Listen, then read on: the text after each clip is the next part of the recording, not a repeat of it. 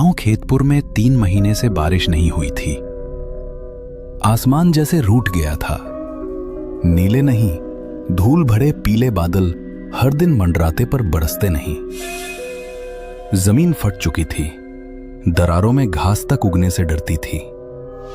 रातें अब और भी डरावनी लगने लगी थीं। नीम के पेड़ों से गुजरती हवा किसी और ही दुनिया की लगती, कभी सिसकियों जैसी, कभी किसी के रोने जैसी। दूर कहीं कोई कुत्ता भौंकता तो पूरा गांव ठहर जाता। धीरे धीरे लोगों के दिलों में अंधविश्वास ने पांव पसार लिए। किसी ने कहा देवी कालिका हमसे नाराज हो गई हैं। किसी ने गांव पर शाप दिया है। हर शाम जब सूरज ढलता और धूल उड़ती, गांव के चौपाल पर वही बातें दोहराई जाती। उसी गांव के सिरे पर जहां कच्ची पगडंडी खत्म होकर जंगल की झाड़ियों में समा जाती थी, वही रहती थी सावित्री। एक झुर्रियों से भरा चेहरा, सफेद बालों का जूड़ा और आंखों में ऐसा अजीब सन्नाटा जैसे सब कुछ देख चुकी हो। कभी लोग उसे प्यार से वैद्यमय कहते थे। हर घर में उसका नाम इज्जत से लिया जाता। किसी को बुखार होता तो उसकी जड़ी बूटी काम आती। किसी औरत को प्रसव पीड़ा होती तो सावित्री ही दाई बनकर जान बचाती। रात का तीसरा पहर था। बाहर हवा नीम के पत्तों में फंसकर कराह रही थी। अंदर झोपड़ी में दिया कांप रहा था। रूपा की चीखें मिट्टी की दीवारों से टकराकर गूंज रही थीं। थोड़ा और दम रख बेटी, देवी कालिका तेरे साथ है। बाहर खड़े लोग दीवारों के आर पार सिर्फ आवाजें सुन पा रहे थे। फिर एक पल आया, सब कुछ शांत हो गया। बस बच्चे की पहली रोने की आवाज गूंजी। दरवाजा खुला। सावित्री बाहर निकली, गोद में नवजात। चेहरे पर थकान थी, पर आंखों में एक कोमल सुकून। लेकिन उसी पल किसी ने झोपड़ी के भीतर झांका। रूपा निष्प्राण पड़ी थी, आंखें खुली, होठ नीले और बिस्तर पर खून सूख चुका था। 1 सेकंड की चुप्पी के बाद, रूपा मर गई है भगवान, रूपा मर गई। देवी कालिका नाराज हो गई है। सावित्री ने ही कुछ किया है। चुड़ैल है ये, इसने देवी को अपमानित किया है। तू ही थी वहां सावित्री, तू ही थी जब रूपा चीख रही थी। हमने तुझ पर भरोसा किया था और तूने मेरी बहू को मार डाला। मुखिया जी, मैंने कुछ नहीं किया। रूपा की सांसें कमजोर थी, उसका शरीर थक चुका था। मैंने तो बस देवी का नाम लेकर उसका दर्द कम करने की कोशिश की। झूठ, हमने देखा था, तूने कुछ मंत्र पढ़े थे। वो मंत्र नहीं थे, वो प्रार्थना थी। हर जन्म कठिन होता है और मैंने तो हमेशा बच्चों को जिंदगी दी है। तो फिर ये मर कैसे गई? देवी नाराज क्यों है? देवी नाराज नहीं है, तुम हो गए हो अंधे। जिस देवी के नाम से जन्म को पूजा जाता है, उसी देवी के नाम पर तुम ये सब कह रहे हो। बोलना बंद कर। तेरे झूठे मुंह से देवी का नाम मत ले। तेरी दवाओं ने मेरी वंश की जोत बुझा दी। तू चुड़ैल है, तूने श्राप दिया। अगर मेरी दवा जहर होती तो तुम्हारे घर के बाकी बच्चे कैसे जिंदा है? मैंने तुम्हारी खेतों की औरतों को कितनी बार मौत से खींचकर वापस लाया है, और आज एक मौत ने मेरी पूरी जिंदगी मिटा दी। पर वैद्य में लोग कहते हैं तू जंगल में रात को जाती है, कालिका मंदिर के पास। क्यों? क्योंकि वहाँ शांति मिलती है। क्योंकि जब इस गांव ने मुझे अकेला छोड़ दिया तो वही देवी मेरी सुनती थी।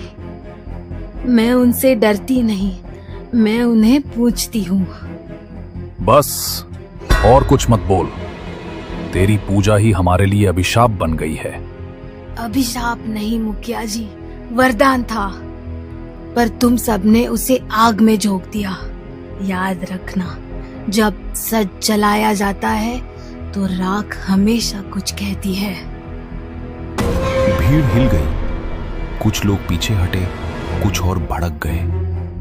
हवा तेज चली, मशाल की लौ कांपने लगी। इसे जला दो, देवी का कोप तभी शांत होगा। सावित्री ने नवजात बच्चे को जमीन पर रखा, धीरे से उसका माथा चूमा और आखिरी बार भीड़ की ओर देखा। मैंने जन्म दिया है, मौत नहीं। पर अब तुम सबको खुद समझना पड़ेगा, कौन सच में जिंदा है और कौन मरा हुआ। लेकिन किसी ने उसकी बात नहीं सुनी। उसकी झोपड़ी में आग लगा दी गई। लपटों में जलते उसके औषधियों की खुशबू धुएं में घुल गई और उसी के साथ उसकी जिंदगी भी गांव से बुझ गई। वो धीरे धीरे अंधेरे में चली गई, उसी रास्ते से जहां जंगल शुरू होता था। वो जंगल जिसके बीच पुराना काली का मंदिर था, जहां सिर्फ धूल और मकड़ी के जाले थे। हवा ठंडी थी और नीम के पत्ते सिसक रहे थे, मानो वो सावित्री के दर्द को सुन रहे हों। उसने मंदिर के नीचे की जमीन पर एक गड्ढा खोदा। उसकी उंगलियां मिट्टी में गड़ रही थीं और हर खुरच के साथ उसका गुस्सा और गहरा होता जा रहा था। गांव वालों की बातें, वो चुड़ैल के ताने, वो इल्जाम कि उसने देवी कालिका को नाराज किया, उसके कानों में गूंज रहे थे। मुखिया, तुमने मेरा सच जलाया। गांव वालों, तुमने मेरी इज्जत मिट्टी में मिलाई। मैंने जन्म दिए, जाने बचाई और तुमने मुझे चुड़ैल कहा। अब देखो, ये मिट्टी तुम्हारा सच निगल देगी। उसने पुतले को गड्ढे में रखा और इसके ऊपर मिट्टी डालने से पहले उसकी छाती पर कोयले से लिखा, तेरा सुख मेरी प्यास। उसकी आंखें जल रही थीं, लेकिन आंसू नहीं थे, बस एक ठंडी डरावनी चमक। उसने काले धागे को और कसकर बांधा और फिर मिट्टी से गड्ढा भर दिया। हर मुट्ठी मिट्टी के साथ वो फुसफुसाती रही, लेकिन उसकी आवाज में प्रार्थना नहीं, अभिशाप था। जो मेरे साथ किया वो तुम्हें लौटेगा। ये मिट्टी तुम्हारी सांस चुराएगी, तुम्हारे खेत सड़ेंगे, तुम्हारा घर राख होगा। देवी मेरी साक्षी है और तुम्हारा अंत मेरा बदला। उस रात हवा कुछ और ठंडी थी। नीम के पत्ते पहले कभी इतनी जोर से नहीं हिले थे। अगली सुबह से मुखिया के घर में हवा ही बदली हुई सी लगने लगी, वैसी हवा जो रूह तक हिला दे। घर में अजीब सी बदबू फैली रहती थी, मानो कोई मरा हुआ जानवर पड़ा हो। उस दुर्गंध की वजह से मुखिया और भी परेशान रहने लगा। धीरे धीरे मुखिया के खेत भी सड़ने लगे, सूखे, मुरझाए, जिन पर मक्खियां भिनभिनाने लगी। एक दिन अचानक उसके घर की गाय भैंसें भी बहुत बुरी हालत में पाई गई, मानो कई महीनों से बीमार हों। उनके शरीर पर कीड़े पड़ने लगे थे और लता, मुखिया की पत्नी, उसकी तबीयत नीम की छाया सी पसरी रही। पहले हल्की थकान, फिर धीरे धीरे बाल झड़ना शुरू हुआ। तकिए पर काले तारों की तरह गिरा उनका ढेर किसी पुरानी हवा की कहानी सुनाता। एक एक कर उसके हाथों पर गोल गोल नीले हरे निशान उभरने लगे, ना तो आम जख्म, जैसे किसी ने छोटे छोटे सिक्के उसकी त्वचा में ठोंक दिए हों। जब कोई उन्हें छूने की कोशिश करता, हाथ ठंडे पड़ जाते, मानो मरे हुए धातु को छू लिया हो। रातें भयानक हो गईं। हर 3-4 घंटे पर लता चीख कर उठती। उसकी आवाज में इंसानी आवाज की परत टूटकर कुछ और ही निकलता। कभी वो बमुश्किल शब्दों में पुकारती,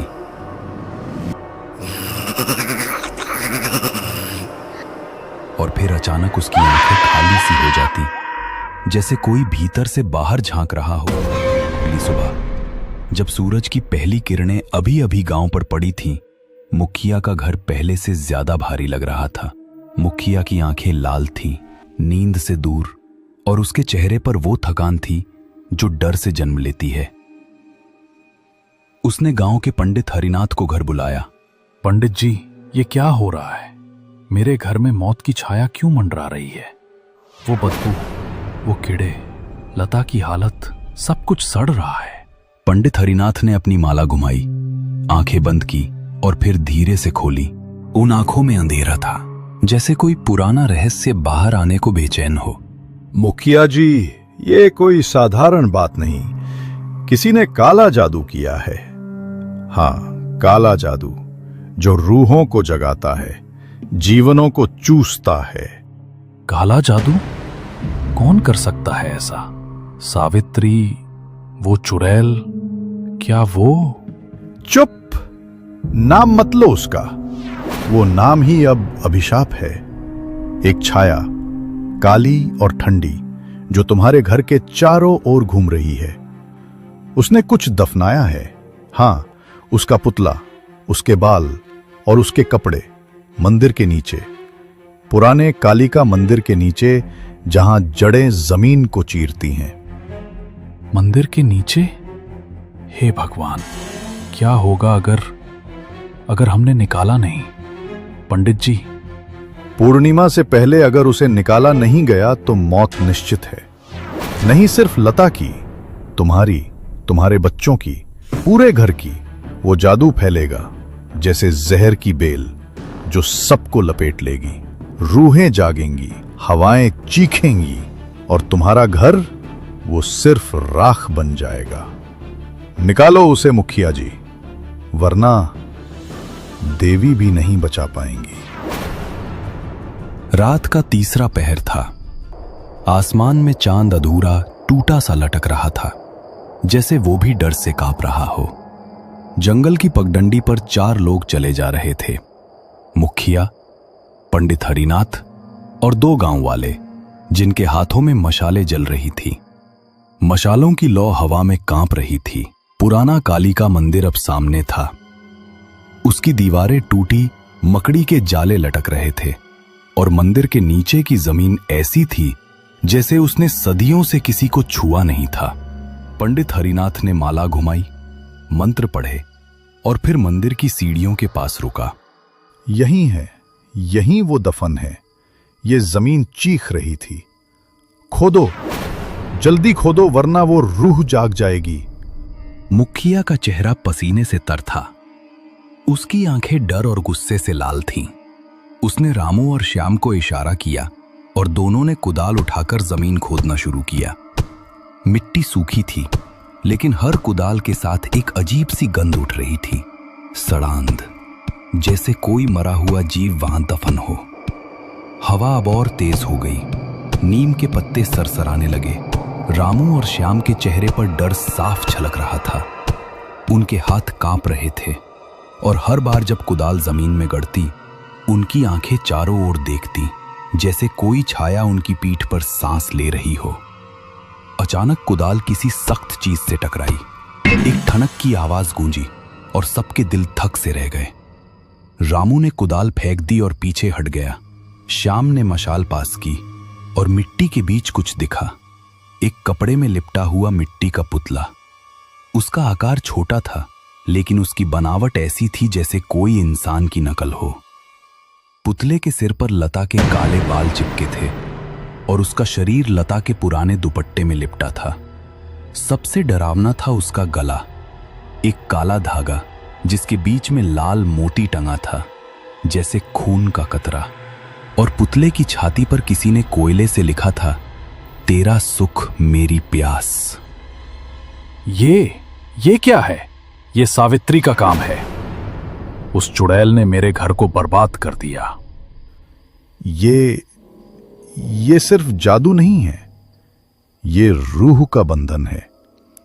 जिसने ये बनाया उसने अपनी आत्मा का टुकड़ा इसमें डाला है। अगर इसे जलाया नहीं गया तो ये तुम्हारे घर को खा जाएगा मुखिया जी। जला दो इसे। आज इस अभिशाप को खत्म करो। सावित्री, तू जहां भी हो, मेरे घर को छोड़ दे। लेकिन जैसे ही मशाल की लौ पुतले को छूने वाली थी, हवा रुक गई। मुखिया की आंखों में अब सिर्फ डर नहीं, बल्कि एक गहरा अपराध बोध झलक रहा था। पुतला जमीन पर पड़ा था और काले धागे का लाल मोती चमक रहा था, मानो वो हंस रहा हो।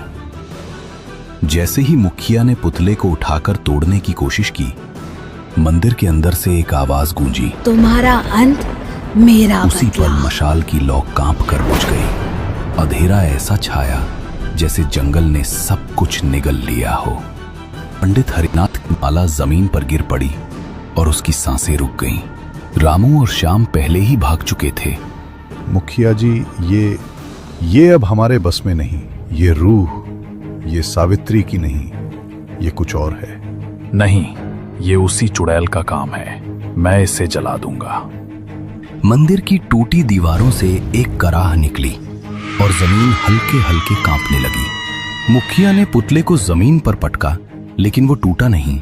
सो उसका काला धागा फट गया और लाल मोती जमीन पर लुढ़क कर मंदिर की सीढ़ियों में गुम हो गया। रोको, उसे मत छुओ। ये अभिशाप अब तुम्हारे खून में उतर चुका है। भागो यहां से मुखिया जी, भागो। लेकिन मुखिया ने उसकी बात नहीं सुनी।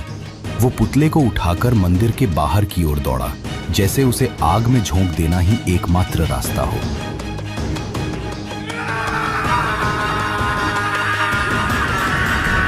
अगली सुबह जब सूरज की किरणें गांव पर पड़ी, खेतपुर में सन्नाटा था। मुखिया के घर से चीखें गूंजी। लता की लाश पलंग पर पड़ी थी। उसकी आंखें खुली थीं, लेकिन उनमें कोई जिंदगी नहीं थी। उसके होठ नीले पड़ चुके थे और उसके हाथों पर वो नीले हरे निशान अब और गहरे हो गए थे, मानो किसी ने उसकी त्वचा में जहर घोल दिया हो। उसके पास पलंग पर वही मिट्टी का पुतला पड़ा था, लेकिन अब उसका गला गायब था। पुतले की छाती पर लिखा, तेरा सुख मेरी प्यास, अब धुंधला पड़ गया था, जैसे कोई उसे मिटाने की कोशिश कर चुका हो। लेकिन सबसे भयानक थी वो जगह जहां पुतले का गला होना चाहिए था। वहां एक गहरा काला दाग था, जैसे किसी ने उसे जलाकर राख कर दिया हो। मुखिया कोने में बैठा था। उसका चेहरा पत्थर की तरह सख्त, लेकिन आंखें खाली। उसके हाथों में अब भी मिट्टी के कुछ टुकड़े चिपके थे, पुतले की मिट्टी। वो बड़बड़ा रहा था, लेकिन उसके शब्द समझ से परे थे। मैंने सिर्फ अपने घर को बचाना चाहा। सावित्री, तूने मेरे साथ ये क्या किया? उस दिन के बाद से खेतपुर में कोई भी नीम के पेड़ों के नीचे रात को नहीं जाता, जैसे कोई पुरानी रूह अभी भी जंगल में घूम रही हो, अपने अधूरे बदले को पूरा करने के लिए।